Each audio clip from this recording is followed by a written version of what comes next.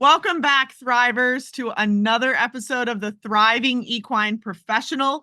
We have an exciting guest with us today from Ocala, Florida, Ryon Springer, who I have never met before today. So you know that I always like to start out these episodes by telling you how I know these guests that I bring to you in order to share their amazing story of their career within the equine industry. And so I was recently at the Kentucky 3-day event and was visiting with an old friend of mine and said to her, Nancy, I really am looking for some new guests for my podcast, some younger folks that maybe I don't know. And she said, oh, you have to talk to Ryon Springer. So Ryon, as I mentioned to you before we got started, thank you for joining the Thriving Equine Professional podcast today, but we can blame Nancy or thank Nancy. We'll know more in an hour or so, right? But Nancy Shearer with Purina, thank you for introducing me to Ryon Springer. And Ryon, welcome to the podcast. Well, thank you. This is a new thing that I've never gotten to do before. I can blame Nancy for a lot of things. It always works out in the end, but at the time I'm like, God, really? But no, I'm excited for this. Yeah, for sure. And so it was as soon as as my listeners will know, I tend to stalk people, right? And so as soon as I had your name on my little list, I'm like, oh my gosh, yes, he's a research coordinator with Kentucky Equine Research. You are in Ocala, Florida, Ryon. So let's start at the beginning a little bit about who you are and where you are and what you do. Yeah, so I am an Ocala, Florida native, but I am full Texas blood. My parents were born and raised in Snyder, Texas. My dad went back for a master's degree at Texas Tech like 10 years after his bachelor's, was running the C-Fire feed mill for Texas Tech, and got a job with Purina as an equine specialist here in Florida. I'm 25, so 26 years ago. Wow. And I was born here. I grew up. He was a Purina rep for about 15, 16 years. He's now general manager of Ocala Breeders Feed and Supply, which is a co-op here in Ocala for thoroughbreds. But yeah, I'm an Ocala native, grew up around the thoroughbreds, but born and raised cowboy. I'm like a fifth or sixth generation horseman. I compete in team ropings. I'm a state champion team roping healer in high school. I won the average title at the high school state championship twice, once heading, once healing. I made the high school finals 3 times. I ended up going to Tarleton State University there in Stephenville, Texas for my bachelor's and my master's.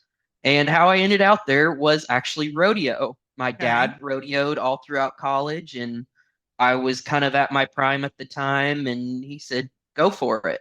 So went out there for my Awesome. bachelor's. First time I was ever on campus, I met a really cool lady, Dr. Trinette Jones, who became my major professor for my master's and now my PhD. And off we went. Tarleton requires an internship to graduate with animal science. And so during my bachelor's, I interned for my dad for a month. He's like, "You need this, right?" I said, "Yeah." And so Yeah, and he put me through a crash course. right. And Ryon, your dad's kind of a legend, right? Like we have to back up a little bit there, as we all know that these Purina connections and the Hmm. equine feed world, feed and nutrition. Your dad really did create a tremendous career for himself, not only in Florida but across the country. As it relates to equine nutrition. So I just love that you kind of continued to follow in his footsteps and bounce back and forth between Florida and Texas and then ended up at Tarleton. Yeah, no, it's kind of a cool deal. Most of the time, the feed industry is not generational anymore. And so it's funny, growing up, knowing a lot of the PhDs in the industry who have become dear friends and mentors of mine, have known me literally since I was a little tyke. And they're like, "Oh my God, you want to be a nutritionist?" And I was like, "Yeah, like I love research. I love being in nutrition. I love exercise physiology." And so it's kind of one of those cool things that I'm one of the few people that have stayed in the industry from childhood all the way now into my early career. Yeah, without a doubt. And so you landed at Tarleton, you got your bachelor's in 2021, I believe, and then you went Mhm. on to get your master's, Ryan, straight from your bachelor's. So you did that in animal science. At that point in time, just walk us through what you knew you wanted to do. Like, how did you get to that point? How did you make a decision on your master's program? And what did that Mhm. look like? So about my junior, senior year, like I said, I was doing an internship with my dad, kind of seeing more the industry side. And one day, his sales rep Terry was like, "Hey, we're a new partnership with Kentucky Equine Research with our micronutrients, and so Dr. Pagan's got a research facility here in Ocala. They've got a training barn." And at the time, Stephanie Valberg, one of the legends in muscle myopathies, was pulling muscle biopsies. And Dr. Pagan said, "Yeah, bring him out, let him see what we're going on." And I came out and I was like, "This is cool. Like, this is really, like, I could see myself doing this." And then about 2 weeks later, Dr. Pagan texted my dad and said, "Hey, I know Ryan's interning for you, but would he be interested in coming over and finishing with me?" And my dad said, "Yeah, he's only got a month with me. I'm sure he'd be happy to." And so I did a summer internship with Dr. Pagan. I actually got an abstract out of that as an undergrad that was published. Oh, And cool. then he texted me about a year later and said, "Hey, do you want to come back again?" So I came back the following summer. And after that following summer, I'm like, I really want to do research. Like, I've always kind of wanted to get a PhD. That's something I've wanted to do, but I didn't really know where I wanted to. And at the time, I was talking to Dr. Jones and I said, "Hey, what do you think?" And so she's like, "Yeah, I'll take you on." And so off we went. And so I had a blast. I did all sorts of things in my master's. I shouldn't say I wasn't focused. I just had a lot of interests. And so she was like, "Okay, we need to you need to just figure out what you want for your thesis and let's go from there." And so from there, I've always wanted to do research. That's incredible. Now, along that journey, I feel like in the midst of your master's program, Ryan, did you also get your PAS, your professional animal scientist certification? Yeah, I did that at ASAS Nationals in Oklahoma City. I was presenting a Okay. couple abstracts there. So So tell me our being my listeners, Ryan, a little bit more about that. Explain the AS, and talk about the PAS. Yeah, so ASAS is the American Society of Animal Science. And so this is equine science does have a presence there, but that's just another conference for graduate students to present their coming work, their unpublished work. And my major professor was super good about making sure I got those experiences. And so it teaches you how to intermingle, it teaches you how to present professionally, and you have to learn how to keep timed and keep things short, which is a struggle for me. But with that, the PAS is the professional animal scientist. And so it's part of the ARPS, which is American Registry of Professional Animal Scientists. And so it's a closed door exam. You don't ever know what your actual score is, it's pass or fail. So you walk in and there are general areas. I believe I did equine. There's some beef cattle, there's dairy, there's swine. And so you become a PAS in a specific field. And so I did equine, and it's to essentially say, like, you are considered a professional and you are satisfactory in your understanding of this area of industry. Yeah, we hadn't talked about that before on the podcast, Ryan. So I was anxious for you to explain that because I think that, it's one of those options and opportunities that as young people, as students, as early career professionals, we don't know what we don't know. And there are so many opportunities out here to explore these careers and kind of find your passion and your niche. And so I thought that was just really interesting that you were able to accomplish that certification while you were completing your master's degree. No, and So, it's very good for people to get. I mean, it is hard. It's yeah, it's I probably one of the hardest exams I've taken, but it's really cool to have those letters behind your name when your major professor has those and your committee members have those. It gives you may not have that doctorate yet, but those letters do mean a lot when you get them. Yeah, without a doubt. And you've earned that. And so, whether or not you go on to get your PhD or whatever that looks like, I think it really does, to your point, speak to your credibility as a professional in the industry. So, yeah, congratulations to you on that while you were in the middle of your master's, but now you are in the middle of your PhD program. So, walk us through. You went back to Florida, you're back and forth again between Tarleton and Ocala. And so, kind of fill us in on what this PhD program is for you right now.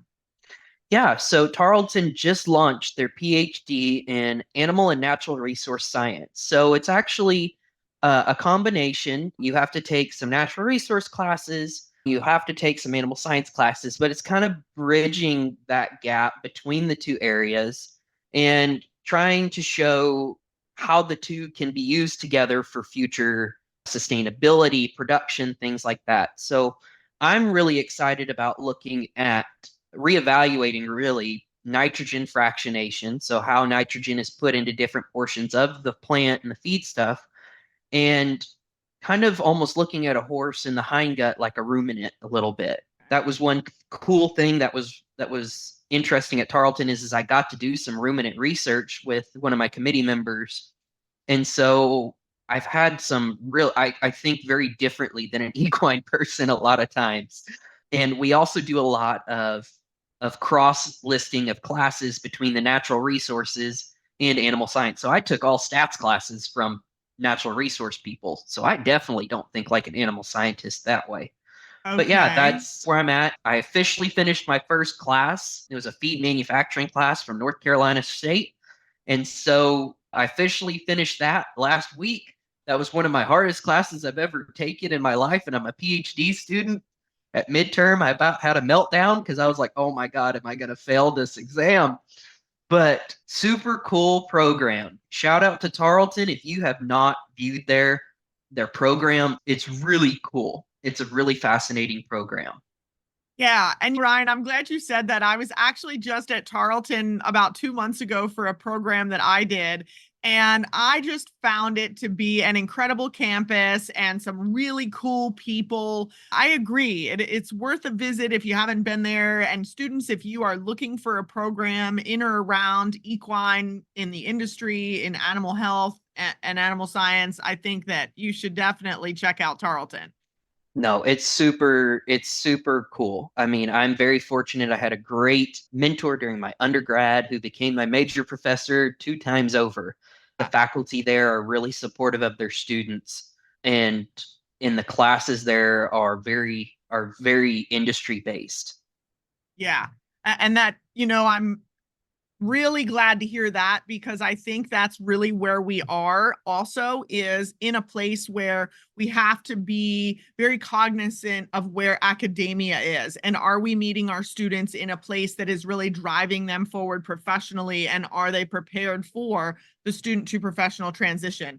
So I think that's a great way to say that they're very industry based and industry focused to best prepare students to move forward and be successful. Yeah, an unspoken but spoken motto we had at Tarleton is we teach you how to feed them, how to breed them, and how to eat them. I mean, that's how the program Yes. is really based specifically in animal science. And even though it can be a little off-putting at times, but it really does. It shows you from start to finish how industry works. Yes, the supply chain, the inputs, the outputs. Oh, I love that. So, okay. So we'll remember that. That's what you learn in the animal science program. You learn how to feed them, how to breed them, and how to eat them. Hmm. Okay. All right. So let's look then, Ryan, at what you're doing now. So you have gone in and out of the KER system a couple times around your academic rigors and accomplishments, but now you are in a full-time role with KER. Tell us more Yes. about what you're doing. Yeah, so I have two research farms here in Ocala. I have what's called KER Performance Center, which is a 16 horse barn. I currently have 8 2-year-olds that are galloping on the track 5 days a week. We have a real live rider on them. We strategize of where these guys are going. The interns, so we do have a great internship program, which I assume we're going to get to later in the Oh, yeah. podcast. But we actually selected or shortlisted these horses for Dr. Pagan back in the fall as yearlings. And so we've tracked these guys going through growth. We've just finished up some research actually about 2 hours ago, looking at these guys on the track. But that's been a cool process here, getting to manage that. And then we have what's called KER South, which is our sport horse slash older horse herd. In thoroughbreds, we consider old past like 6 or 7. So most of my horses are between 6 and about 12, 13. And those guys are still fit enough to do exercise on a high speed treadmill, but just don't deserve to have to go back to the track quite at this point. But we do a lot of controlled research there on the treadmill, looking at fitness, looking at nutritional impacts there. We've done a lot of heat stress analysis this last year. So a lot of cool, two very different operations and how they function. So it keeps me on my toes on a daily basis, but the interns and I get it done. I'm lucky to have a great team with those guys. And I have an awesome groom. Shout out to Irma. She probably will never hear this podcast, but I love Irma. Irma's been with the company, I believe, close to a decade, and that is my right-hand person. She keeps me sane. Yes, those are the most important people. Critical to the success. So, and let's even just talk a little bit with our listeners about KER. So, Kentucky Equine Research, Dr. Joe Pagan. So you have operations here in Kentucky, where I am, and also in Florida, where you are. So talk a little bit, Ryan, about KER in general and give our listeners a little bit of the 30-second overview. Yeah, so Dr. Pagan founded this company, I believe, in 1987, 1988, to try and bridge the gap between science and industry. And so that's our whole mission statement, is bringing the scientific research in controlled settings, but providing them to industry. And we have our own line of supplements. We do have 2 or 3 feeds in our product line as well that are specifically formulated for special needs. And then we also have partner feed companies. So that is where we provide the micronutrient packages for them. We help with their formulations, any questions. We provide them with the tools that we believe will help them either in sales or customer relations or specifically troubleshooting. If they have a problem with a specific barn, how can we help them and provide them that aid as well? And then I can't forget our Aussies. We do have an office over in Australia that services the Asian Pacific market over there. They don't do research there, but we do, if they have questions they want answered, we do perform those here as well. Okay. So, and I think that's really important because as our students really start to look around for job opportunities, internship opportunities, and all these things, they might not all think of KER right away. And so I think that's really important that we kind of explain that you're not one of the big, nationally or internationally known branded feed companies per se, but you play a critical role in our industry. And to your point, have so many partnerships that are ongoing and provide really industry leading research that contributes to the health and well-being of our equine athletes and our equine companions. So I think that just for our listeners to understand, what all goes into what's going on at KER, that was helpful. So let's dig in then, Ryan. I was so excited that as we initially spoke, that you and I share a passion around interns. And so you seemed very excited to talk about how to get an internship, maybe how important is an internship. And then I want you also, we're going to talk a little bit about what does Ryan look for in an intern. So give us a little bit of the background of why this is a passion area for you, Ryan. Yeah, so as we previously talked about, I am in a PhD program, but I don't necessarily get the experience that would normally occur being a PhD student mentoring master students or being a postdoc mentoring other, graduate students. And so this is kind of my getting to be a PhD student and mentor these young individuals. So internships really help people find what they're passionate about. And this is from personal experience with me. I've always kind of wanted to do nutrition research. I didn't really know what I wanted to do, but when I saw it that day with Dr. Valberg pulling muscle biopsies, I'm like, this is cool. This is what I want to do. With that being said, internships really, one, they make great connections. I made that relationship with Dr. Pagan that has lasted now, oh gosh, 5 years. Looking back, if I wouldn't have just started that little internship with my dad for those 4 weeks to get that class credit, I would not have met Dr. Pagan. I would not have, gone back a second summer, and I would not be in the position I am today. And I hope to pass that on to interns and other people. I'm a very much a pay it forward kind of person. And so I'm very fortunate to have grown up in industry and see what it can do for students and kids and young adults. And so I hope to expose these up and coming young professionals to that environment and hopefully create a passion for nutrition. And if not, help them find what they're passionate about. Right.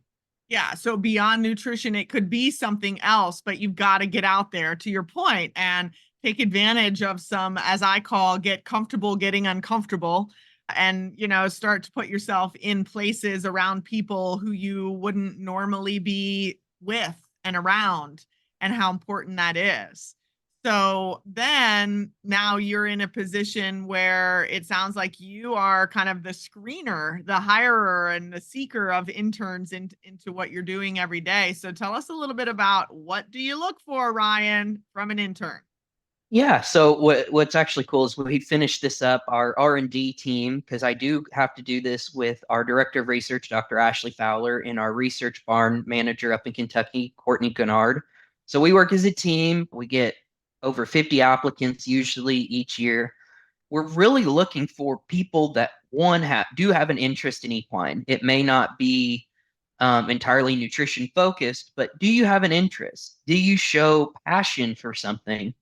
And then we're also looking for, we do want a little bit of interest in research, or at least some intrigueness about it. Are you intrigued by learning? Is really what we're looking for. And because really, to be successful, you have to want to learn. Whether that's talking to my farriers about how they're shoeing a horse, talking to my exercise rider about why he did something that way.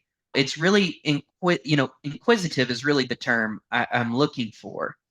And so when we get to their Zoom interviews, that's really what we're looking for. Do you ask questions?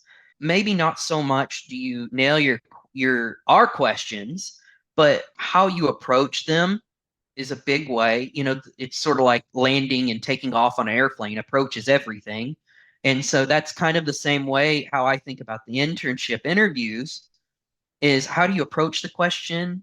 And then, do you have a fascination with it? Are you even interested in it? And it's okay to not love something, but you should at least kind of be familiar and like it a little bit. You should at least be an acquaintance with equine, and may not want to see it as a career, but are you intrigued by something? Yeah.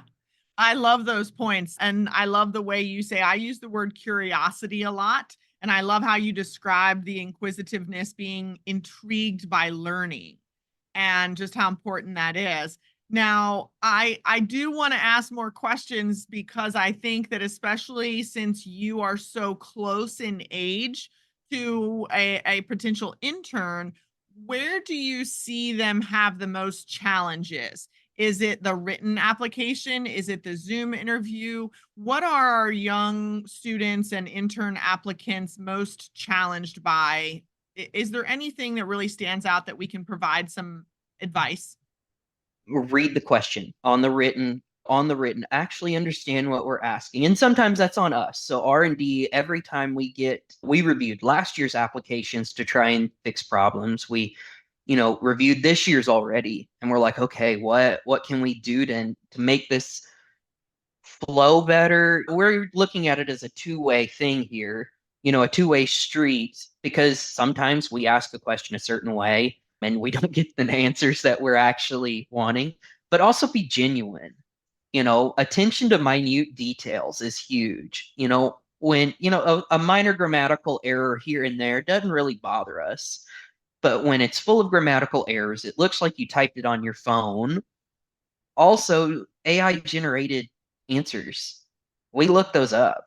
If it feels too generic and not a genuine enough, we will I literally had an AI generator detector open and would highlight it, paste it, go on. And so we took that into account. Did you put the effort into this? I'm not saying write a dissertation for the answer, because we're very busy in our schedules. We don't want to read that much, but be genuine. We can tell, especially in the live interviews, we can tell if you're genuine. And that's a big thing for us. Yes, without a doubt. I had not even considered that you would be able to, that you've got kind of an AI detector, if you will, open, and you're kind of able to, when you have a caution flag, if you will, that you can pop that in. So, yeah, that's great advice that we want our applicants to be genuine, to do the work. And I'll take it a step further, Ryan, because I encourage our young people often now not to feel like you have to do this alone. If you are going to put the time and energy and passion into applying for internships, applying for jobs, and you spend that kind of time on resumes, cover letters, applications, have someone else look at it. It's like Absolutely. have other people, don't, not your peer group, but someone in a champion or mentorship type role ahead of you. Have people review it. By the time you have read this thing 50 times, you don't see that minor grammatical error.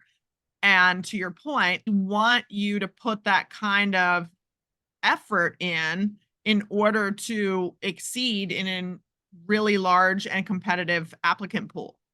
Yeah, no, and if you're still in a university or college, a lot of times they do have those resources available. Tarleton had the writing center, and they literally you could send your CV or resume there, you could bring essays to them, and there were people there to catch those grammatical errors, to check for plagiarism. They would screen it for plagiarism. They would check for originality there.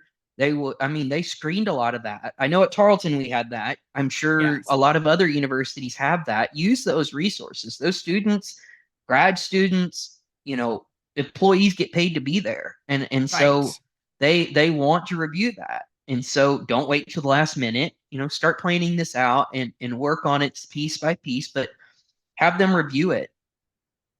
Awesome. Such great advice. And then anything specific for you in the Zoom interview? I know that we are so used to this, virtual environment now, and I much prefer in person. I believe life needs to happen a little bit more in person than virtual, and we're getting back to that. But obviously, when you are looking for interns and an applicant pool is that size, we're going to do Zoom interviews. So the question is, how can we encourage our students to be more confident and competent as Zoom interviewees?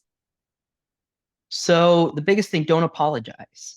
When you make my major professor used to tell me this, Dr. Jones used to always tell me this when presenting. She's like, if you cough, don't say, excuse me, keep going. She's like, because no one notices those little things until you acknowledge it was a thing. And so, like, if you misspoke, unless it's something major, move on. It really hangs things up, and then subconsciously we start catching things, which helps us in a roundabout way. But at the same time, like, we don't want to eliminate yourself because you keep stepping on your own tongue. Right. And I'm not saying don't be nervous, because every intern that I've had this last year, I've talked to them. I'm like, how nervous were you? They were like, we're super nervous. And I'm like, it's okay. Like, just don't apologize. And a lot of that, because every time you apologize, you think, oh, I messed up. Oh, I can't do that again. And then it just spirals downward. The first step is don't apologize when you're in that interview. It helps your confidence, because every Yeah. time you acknowledge, you made a mistake, in your head you're going, there's one, there's two, there's three, and then you're like, oh no, what if I don't get this because I make a fourth one? And then you just downward spiral. And so Right. I really encourage people, prepare in a way, as in get into a comfortable zone. Like, I'm in my office right now, no one's at the barn. Get in a place that's comfortable for you where you can be confident. Yes. Such good advice. I hadn't added that to my list, Ryan. Don't apologize. As you are going through, we are naturally going to make some misspeaks, and we're going to, have a cough or whatever that is. And so I think that's really incredible advice, not to apologize, but continue confidently moving forward in the process. Good.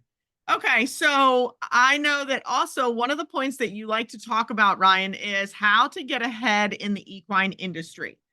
And if there is a secret to life, that's got to be it. So tell us what your secret to life of getting ahead in the equine industry is. My biggest advice is show up, be there. I tell my interns all the time, I'm like, if you had a late night, be at my barn, be here, because at least I can find something productive for you to do. I've had some interns get, a horse step on their foot. All right, well, guess what? You can run the treadmill. You don't have to, you can sit down and run the treadmill. Like, be there. Because, Yes. when I taught class, that was the biggest thing, is be in my room. Because hearing something and it going in one ear and out the other, something might stick. But if you're not even there, you will not get anything. And that's the first step. The second step is again, be inquisitive. Ask questions. There are bad questions. There are no truly stupid ones. There are bad questions, but there are no truly stupid ones. I'd rather you ask me on a protocol a dumb question, but a bad question. One of our department head used to say, ignorance is okay. Stupidity is knowing better and doing it anyway. So I'd rather you ask me a bad and ignorant question so I can fix this than do something stupid and make mistakes that are not needed. Mistakes happen. Yeah. Unneeded mistakes should not happen. Right. And so that's a big thing. Ask questions. I love it when interns ask me questions. And it may not be about the protocol itself, or it may not be about the study itself, but it may be their brain starts working. What if we did it this way? Or what if we looked at something this way? And so, like, on the research side, we really look for that because it tells us that you care. Yes. Actually caring about what you're doing is kind of the third thing. Actually caring. You may be an intern, but be the best intern you can be. You may be mopping floors. Be the best mopper you can be. Someone will notice. Yes. Music to my ears. I love that. So number one, Ryan tells us, show up. Show up. Be there. Be present. Number two, to be inquisitive. And number three, to care. Be the best at whatever you are there doing. Yeah. No, those are kind of, when we're looking, and this goes back to interns, the most successful interns I've had can do all three. They may not always be, the highest IQ people in the world, but they're very good workers. And I would put my name behind them any day. Yes. I love that. All right. So one more piece of advice that I want you to give us, because I have not yet asked you the question, Ryan, you are pursuing a career in equine nutrition. Did that mean you wanted to be a veterinarian? So I was born in equine industry, specifically the feed industry. So the common question when I told people that I wanted to be an equine nutritionist, or that I really wanted to start out as an animal scientist, was, do you want to be a vet? And to honestly say, I have never wanted to be a vet. I am biased. I never wanted to be. And we do a lot of collaborations with vets here at KER. And I'm like, praise you. I could not do that. I'm also very squeamish. So there's no way I would have made it that far in vet school. But no, actually, I was one of the rare people in two ways of growing up and staying in industry of not wanting to be a vet. Yes. And I asked that question that way on purpose. I think you and I kind of share a little bit of that similarity, as, being for me in industry, primarily sales, as a sales professional for 20 years. And people from the very beginning, oh, do you want to be a vet? Well, no, I actually never wanted to be a veterinarian. And I talk a lot about those careers as well, veterinarians and technicians and nutrition and equine industry, all of the things. But one of the points that you make so well is, are there jobs other than being a veterinarian or being a horse trainer? So we have all of these, and especially the two places where you and I sit, Central Kentucky and Ocala, Florida, right? The battle of the horse capitals of the world in some ways, but so rich in opportunity for young people who want to be involved in this industry. And it is really hard for our young people to see the size and the scope of what's out here because, exactly as you say, it is, oh, you want to be a vet, or oh, you want to be a horse trainer. No, and having lived in Stephenville, Texas, cowboy capital of the world. Yes. I listened to one of your podcasts with Kelly Vineyard because I've grown Yeah. up knowing her, and she talked about marketing. That's a huge thing. And it's okay if you're an animal scientist and go into marketing or go into, Yeah. you mentioned Nancy Shear. She has a bachelor's degree in animal science. And she's one of the Yes. best marketing people I have ever met. I love Nancy and her work, and she's behind some of the greatest advertisements and marketing in our industry and people Yeah. don't know who she is. And I'm like, Right. guys, there are a lot of careers here that you can go down. And even besides nutrition, if you don't want to mess with numbers, oh, repro. Repro people are looking for someone all the time. My Yeah. dad, he would kill for anybody in his feed mill that just, that did the three things about being successful. You can do all three Yes. things. He'd be like, I'll hire you today. I'll find a Right. spot for you. Yeah. And that's something I've always been so passionate about, is what I call retail detail. Your dad and I would have been from the same kind of school as we came up through Hmm. Purina, but that just retail detail in the feed segment and being in store and working with displays and working with customers and working behind the counter and the liaison between the feed mill itself and the retail segment and being out and doing farm calls. And so there are so many roles that are part of all of these operations that we immediately think of.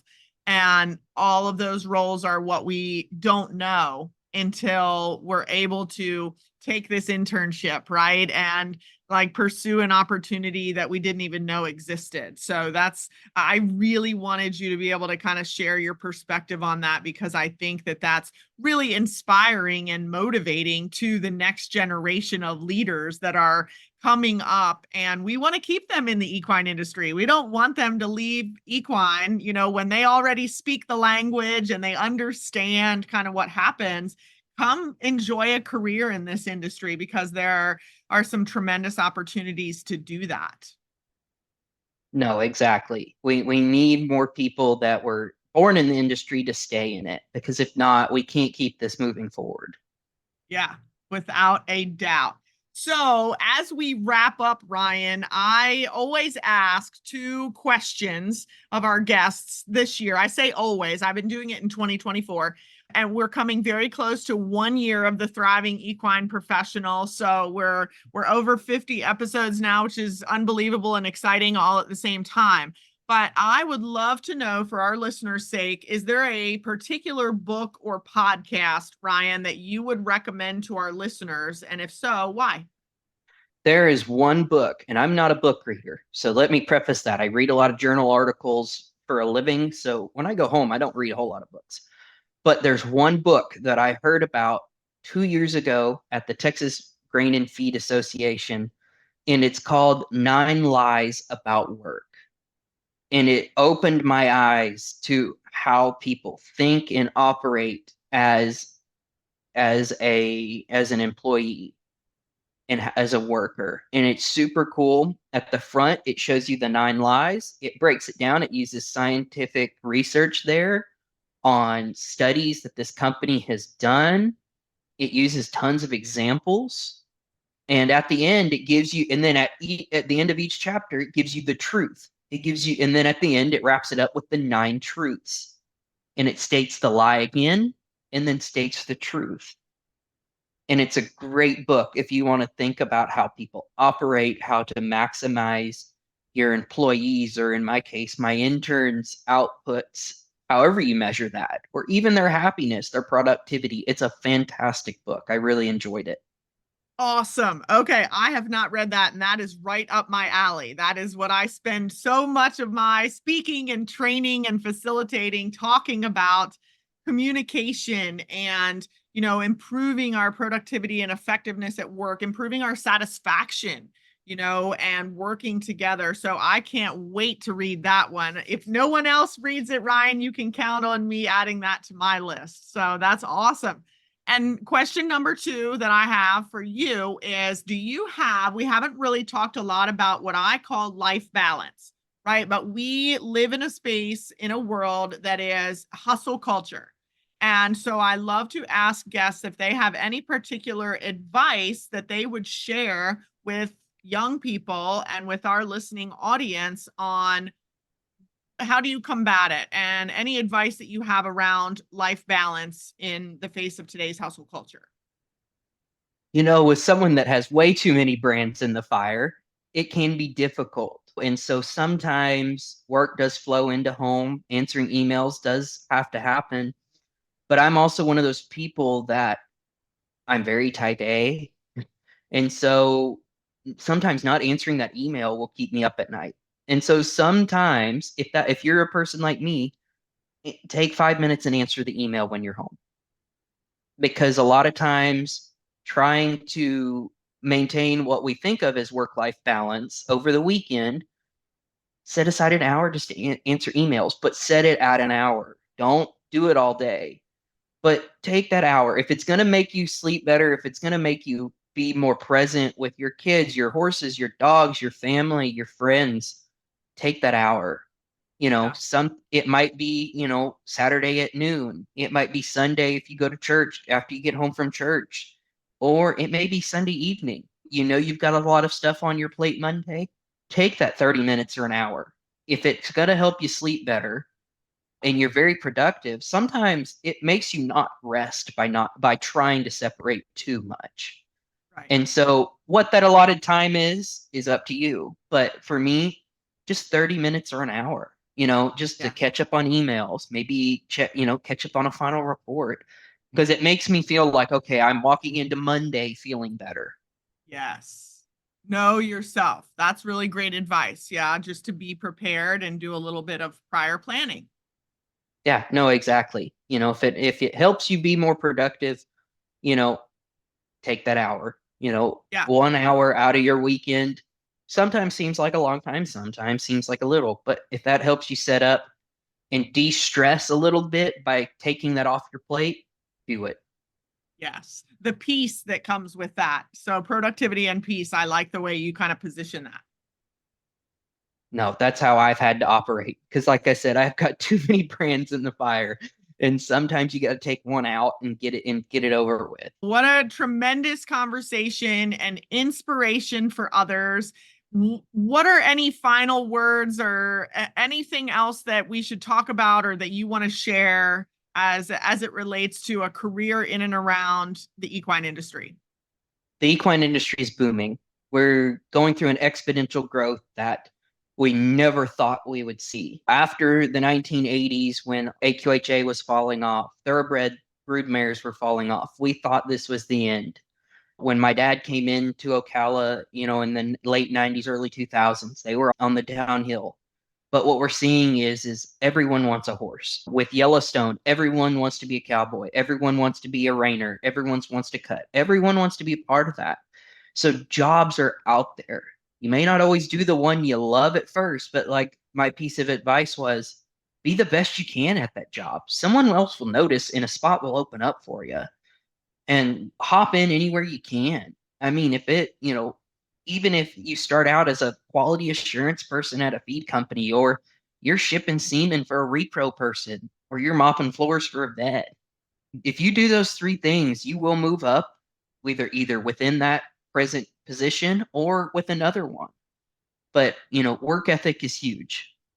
Yes, such great advice. Get in and don't worry about the money when you're trying to get your foot in the door. because I think what we're seeing now is that those that are just like, well, I need to make more money than that. And so they want to go wait tables or do something, else. And essentially that's setting them back. And if you'll just come in and make that initial sacrifice and understand that we all have to get our foot in the door and we have to start somewhere. And then when your work ethic is what other people see, then you get opportunities that you wouldn't have expected to get. So No, just exactly. tremendous advice, Ryon. Well, you have filled our heads with a lot to think about today. I know that there are going to be some folks that want to get in touch with you. They want to learn more about KER. So I know that KER website is just KER.com. Is that correct? Yes. Ryon, I didn't even ask this. Do you guys do tours? Like if we have some folks that would be interested in learning more and coming to Ocala? Yeah, absolutely. If you shoot me an email or you contact, and my email's on the website. And so if you get in touch with me or Dr. Ashley Fowler, Courtney Gennard, whether you're in Kentucky or in Florida, we're always willing to do tours. Just let us know. We'll try and work with your availability. We can do demos, or we'll time it to where you can come see the 2-year-olds gallop on the track. We're Awesome. always open for people coming in visiting. Okay, good. Well, I'll make sure all of that information is in the show notes. And then as far as connecting with you, I know that you are on LinkedIn. And so I'm a huge proponent of our young people that want industry careers to be active on LinkedIn. They can find you on LinkedIn. Anywhere else that you want to let our listeners know to find you? Yeah, you can look on my Facebook page. I've got one of those. I'm kind of an old soul for my age group, so I don't do Instagram very well. I don't do what's now called X. But between those two places or my email, I'm kind of one of those people. My phone's always on me. I try and answer emails pretty quick. So any of those 3 ways, if you ever want to get in touch with me, those are a great way to do it. Awesome. Ryon Springer, thank you so much for joining us on the Thriving Equine Professional to share your story and your tremendous advice. We may have to have you back one of these days, and we'll all be excited to come to Ocala and get to see KER and get a tour and meet you in person. So with that, Thrivers, have an amazing day, and we will see you back here same time next week. Cheers.